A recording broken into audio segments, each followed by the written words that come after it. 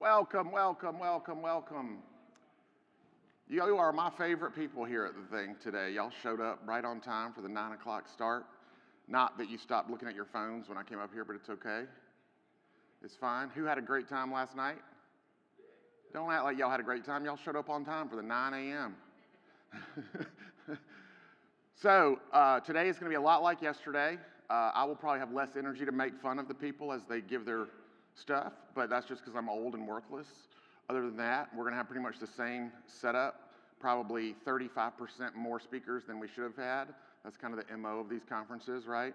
So right as we get to about 2:30, you'll think, man, this was a great conference. And then there'll be 3 more hours, and we will have peaked, but the last people might be the most important, like cleanup batters, so you want to stick around for the whole thing just in case. And then you can be mad at me if they weren't worth staying for. Don't be mad at them, because it's not their fault we stuck them last. Where's everybody from? Who traveled the farthest to be here?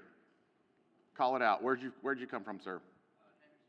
Henderson? You pointed, so is that close and you're being like ironical? All right, good job. 9 a.m. joke out of the you're like the Muppet guys up in the booth heckling me. That's good. Who came farther than Henderson? From Puerto Rico. I don't know geography or the area, but I'm feeling like that's farther than Henderson. I know out west is bigger, and I know walking to the dang horseshoe to play poker last night took me an hour, so that was weird. But I didn't even register. I got into the World Series of Poker tournament to register for the $200 buy-in, and I logically went through this process of like, the only good scenario is that I make it to the final table, and it's 3 a.m. and ruins my morning. So I knew somewhere around 10:30 I was going to make bad poker decisions. This was at 8 o'clock. I'm pouring in sweat, having walked over there. So I just said, you know what? I'm not going to register. And I took my $200, texted my son. I was like, I won $200 tonight playing poker. So, which is math. I mean, that's just math. I finished with $200 in my wallet and fully had already registered for the tournament for $200 mentally and left with $200. So I'm up $200. And I'm pretty sure the index guy yesterday would say that that's not the same as making $200. But on the poker index of my trip so far, I am net 200 positive. Because mentally, I brought a set amount of money in a money clip that is going to be fine with me if it's zero when I go home. And there's $200 in it right now that wasn't going to be in it. So I've got a coin I'm coming out with that is, no, I'm just kidding. What if that was my comedian Marty coin? Ha! I put it in my portfolio right next to my Trump coin. So anyway, did anybody see the day Trump was like $54 a coin and try to buy it? I did not. I just saw it at 10 cents the day before, and then it shot up to $54, and I was like, oh, this is what they talk about at the summit when they're like scam coins. Like, that's what I was thinking anyway. That's not a political joke. It's just that's the coin that it did it. It's coincidentally named after our president, which I don't know how that works, but. All right, we're going to get going here. If you have any questions, if you like see a speaker today and you think, oh man, they didn't ask for questions, and you want to talk to them afterwards, just go into this other room over here, because a lot of conversations started yesterday in the back, and I'm the guy hired to tell you that you're being inappropriate, and I hate doing that. I'll totally do it right to your face, and I'll do it with a judgmental look, and it will be your fault. There's not any fear of contradiction about how that is your fault for making me have to do that to you, but you'll feel like it's me being the jerk because you're a sinful man and you're dead inside. That's how that works. I apologize ahead of time. But real world, if you do have like a great question that you think should have been asked and you want to be brave and whisper it to me back in the corner, I'll come up here and ask it, probably make fun of you on some way or another. But feel free to do that, and I'm not even being sarcastic, because we did get some feedback that they wished we had done a few more questions and whatnot. So don't raise your hand at the end and then call out, can I ask a question? You might as well have had your phone go off if you do that. Okay. We're going to start the day with Sam Spiegel. Is that correct, Spiegel? Sam Spiegel, Deputy Chief Operating Officer at Heritage Auctions, joining Heritage in 2013, which is like in crypto term, he started in the 60s. After graduating from the University of Chicago, Sam began as an ancient coin specialist in the world and ancient coin department. That's what it says here. His role, which y'all know what that means. Do you know what that means, ancient coin? I feel like that's some like Nick Cage stuff there. His role quickly expanded to include working with the category's top clients, improving the department's IT infrastructure, as well as involvement in expanding Heritage's global footprint. Under his stewardship, Heritage's World and Ancient Coin Department has become the worldwide market leader with technological features that provide more and better information than any other auction firm in the space, and category realizing over, well, okay, that sentence ran together. And the category realizing over 100 million for each of the past 4 years, a feat unsurpassed by any other world and ancient coin firm anywhere in the world, including Elon's Mars. That wasn't written on here. Today, as Deputy Chief Operating Officer, he works closely with all the heritage categories as well as all domestic and international offices, as well as the company's IT department to help keep Heritage on the cutting edge in all of its categories. I'm very excited to introduce to you Sam Spiegel.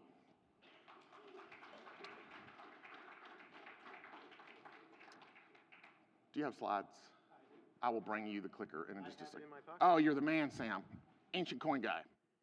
Got the clicker. Oh. So, as he just said, my name is Sam Spiegel, and I'm the Deputy Chief Operating Officer for Heritage Auctions. Though my background and my expertise is rare coins, and that's what I want to talk to you about today. First off, let me say that I am the last person who should be talking to you about the intricacies of the blockchain or the mechanism for how cryptocurrencies actually work. What I can talk about, however, is the history of money and how cryptocurrency, particularly physical cryptocurrency, fits into the wider narrative of how money as we know it has evolved over time. I'll ask in advance for your forgiveness, but I think to really understand and appreciate cryptocurrency in the context of monetary history, we have to go back to the basics. Most or all of you know this already because you either remember it from your Economics 101 class or you just intuitively know it.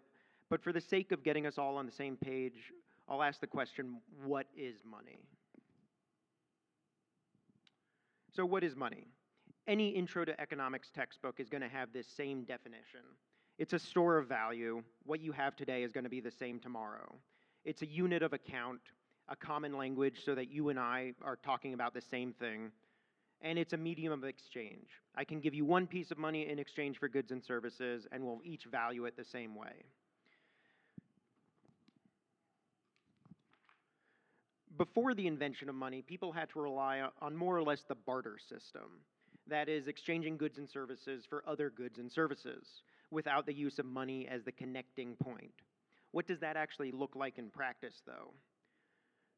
If we look at pre-monetary texts, we actually get some sense of it, how people would actually use this.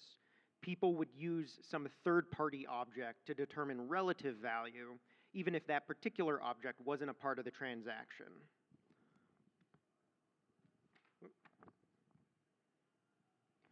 For example, there's this great quote from the Iliad that talks about valuing one's armor in terms of cattle. But the son of Kronos made Glaukos take leave of his wits, for he exchanged golden armor for bronze, the worth of 100 head of cattle for the worth of 9.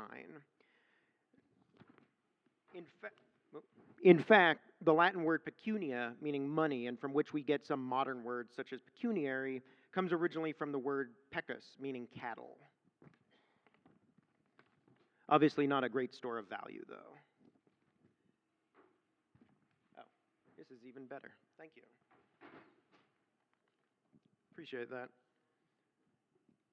The problem and inefficiencies this presents are obvious. There need to be something that fits the textbook definition of money. That's when we get this sort of thing. The world's first coins, struck in around 650 to 600 BC, in the region of Ionia in modern-day Turkey. This is made of Electrum, a naturally occurring alloy of gold and silver, which in turn presents its own problems because the ratio of gold and silver would vary. That brings us to the evolution of the different types of money. I'm cutting out some of the nuance for the sake of time, but the general sequence is commodity representative, fiat, digital, and finally cryptocurrency, which we're all familiar with here. I want to run through these quickly. Because what we use today is very different than what people used 2,000 years ago, even though they all have fundamentally the same definition. They all have fundamentally the same definition of store of value, medium of exchange, and unit of account.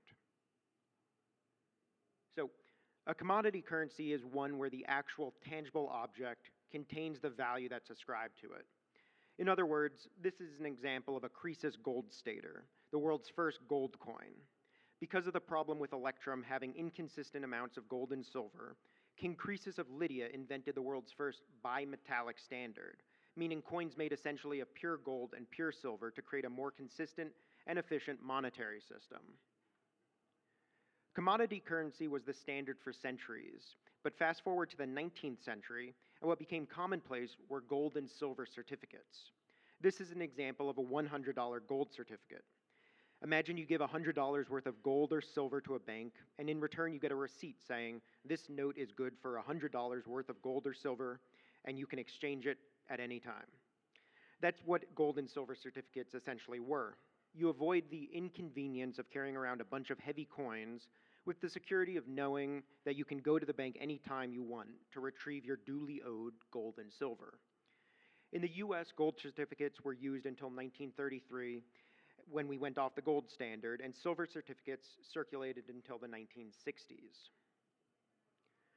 These sorts of representative notes eventually gave way to fiat currency, which is what we're most familiar with when we talk about paper money.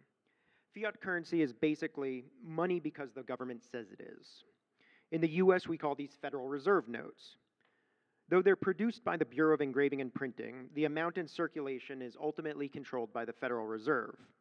If you look closely at any bill in circulation, you'll see the phrase, "This note is legal tender for all debts, public and private." I'm not here to make any political statements, though I'm sure some people in this room have their own opinions, but the point is these notes circulate purely because we all agree they have value. You could even make a philosophical argument that this isn't so different from other forms of currency like gold. We've all agreed that gold has value, even though it doesn't have much practical utility. However, gold has natural scarcity, which fiat money doesn't. Fiat currency exists only because a central authority regulates the supply, and it costs next to nothing to produce. If that gets out of hand, we get inflation. If it gets really out of hand, we get hyperinflation. I'm not saying that hyperinflation inevitably happens every time with fiat currency, but I am saying that hyperinflation only happens with fiat currency. Many of you are probably familiar with the modern examples of hyperinflation, like Zimbabwe and Venezuela, but there's a long history of earlier examples as well. For instance, Weimar Germany, in the wake of World War I, experienced inflation so extreme that at one point, $1 was worth 4.2 trillion German marks. But centuries earlier, the Ming Dynasty in China, which was the first culture to adopt paper money, printed massive number of notes without backing and without a credible way to enforce their use at face value. And interestingly, this kind of collapse didn't only happen with paper money. The Roman Empire, during the crisis of the 3rd century, experienced what was essentially hyperinflation. They issued base metal coins with a thin silver wash, what you can see on the upper left of that slide, trying to pass them off at the same value as earlier coins made of nearly pure silver. As confidence collapsed, prices soared, and the economy entered a downward spiral, not unlike paper money fiat collapses. The next stage in the evolution of money involves exchanging items with a promise to pay later, or having someone else pay on your behalf. We're not quite at the point of instantaneous global digital transfers for everything, but we're getting closer. One early version of this idea is the paper check, which many of us still use today. It's basically a slip of paper that tells you your bank is going to pay someone else. A step beyond that is the credit card, first introduced by Diners Club in 1950. Unlike checks, a credit card is an intermediary, the credit issuer, who pays the recipient upfront and then you pay the issuer later. There are plenty of other examples of what you might call proto-digital money, cashier's checks, debit cards, store charge cards, and so on. The point is, all of these were important steps toward the fully digital forms of money that we use today. Wire transfers, PayPal, Venmo, Zelle are all fully electronic. There's no physical component. Money moves in cyberspace without you ever having to take anything out of your wallet. Finally, we get to the latest evolution of money, cryptocurrency. I'm sure most, if not all of you in this room understand the fundamentals of cryptocurrency better than I do, But just so we're all working from the same page, in the context of the history of money, it dramatically differs in that there is no central issuer with transactions verified by a public, decentralized ledger. In addition, rather than supply being controlled by monetary policy set by a central bank, the limit is set algorithmically. Bitcoin has a cap of 21 million coins, Litecoin has a cap of 84 million coins. In these ways, cryptocurrency is much more similar to commodity-based currency, like gold, than to fiat currency. Both have a limited supply, no single authority controls creation or use, and they're fungible and operate beyond national boundaries. And of course, fundamentally, it still has those core tenets of any form of currency, namely a store of value, unit of account, and medium of exchange. Now we get to where my specialty comes in, which is the marriage of digital cryptocurrency with a physical coin. Many of you know this story already, but I'll relay it briefly. Bitcoin was first introduced in 2009, and in 2011, software developer Mike Caldwell from Utah decided to materialize digital cryptocurrency by producing these so-called Casascius coins, named as a portmanteau of the expression, call a spade, essentially tell the truth as it is. It's essentially a play on words, underscoring the transparency and traceability of the blockchain. So, telling the truth as it is. Caldwell produced a surprisingly comprehensive series of coins. This, what I have up on the slide, is a 2011 1 Bitcoin, but he would go on to produce everything from a 0.1 Bitcoin to a 1,000 Bitcoin gold piece. His production ultimately ended in 2013 when the Financial Crimes Enforcement Network, FinCEN, a division of the Treasury Department, forced him to stop because minting physical Bitcoins qualified him as a money transmitter business, which he was not registered for. The way these worked is that there's an 8-digit public key called the first bits printed on top of a tamper evidence sticker on the reverse. You can use this to verify online that the coin is still funded by looking it up on various websites dedicated to this. Once you peel that off, it reveals a 22-digit private key, which you can redeem into a wallet to receive the amount, or fraction or multiple designated by the coin. Here on the left, you see a redeemed 2013 Casascius Bitcoin. You can see clearly that the honeycomb pattern on the sticker has been disrupted, meaning someone has peeled it off and revealed the private key underneath. As is often the case, the sticker was put back on the coin, but compare that to the image on the right, which shows an unredeemed example with the tamper-evident design still intact.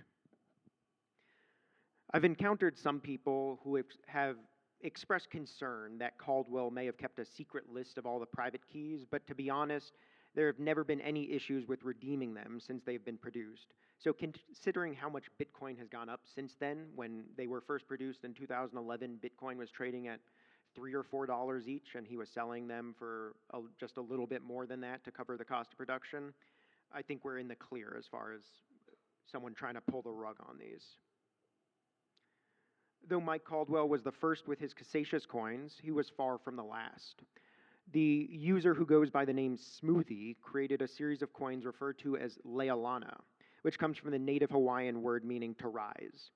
These similarly had a public key on top of a tamper-evident sticker with a private key underneath.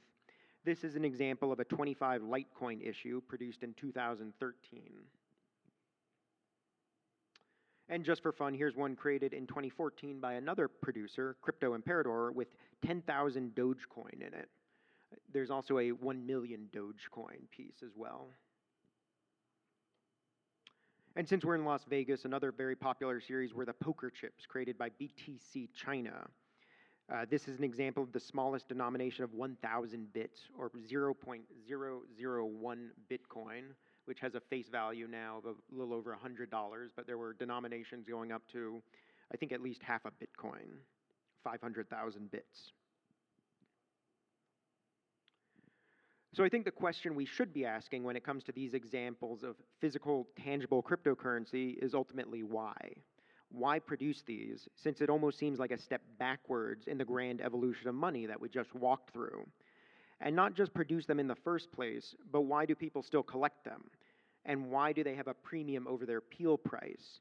That is, why are people willing to pay more than just the crypto value for these pieces? At first, they were really just a novelty. Think back to when they were produced in November 2011. That's ancient history in crypto terms.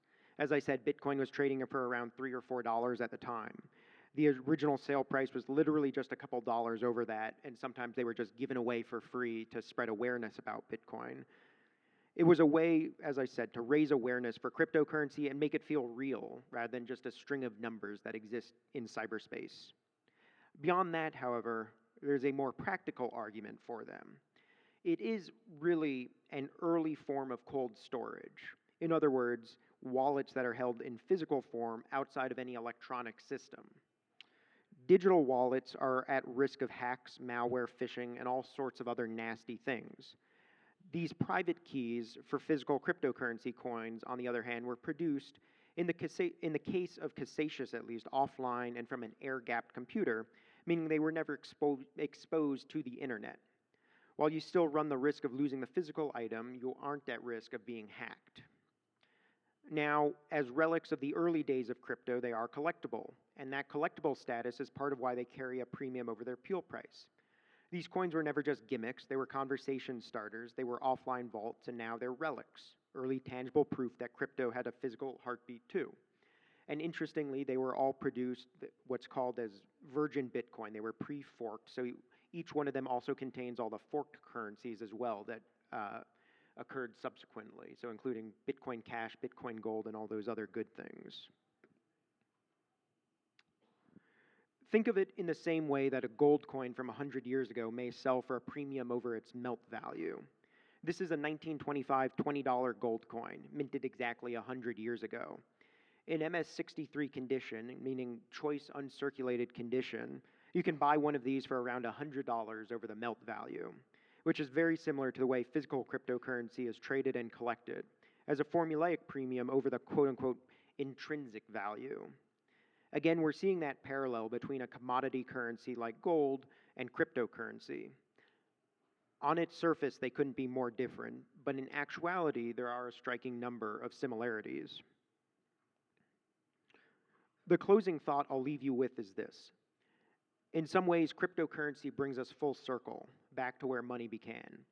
From my vantage point, much of what makes cryptocurrency appealing, its decentralized nature and inherent scarcity, are the same qualities that made commodity-based currencies like gold so trusted and enduring in the first place. While the production technology is worlds apart, the core fundamentals are strikingly similar.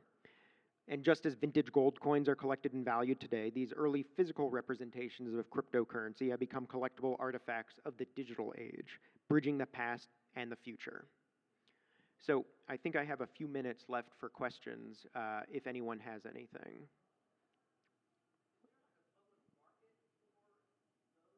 Yeah, there very much is. There's always been a public market for them traded on the online message boards. BitcoinTalk.com was the main one.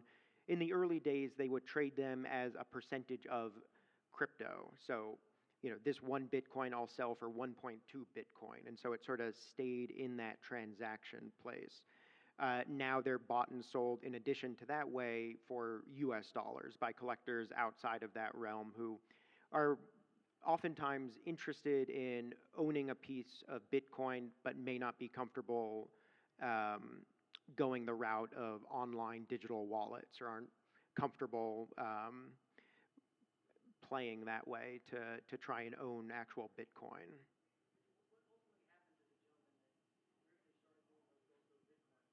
That's a good question, Mike Caldwell. As far as I know, he's doing just fine, but I don't have confirmation on what he's doing with his life right now. Okay. Otherwise, I think I'm going to pass the mic back. So thank you all.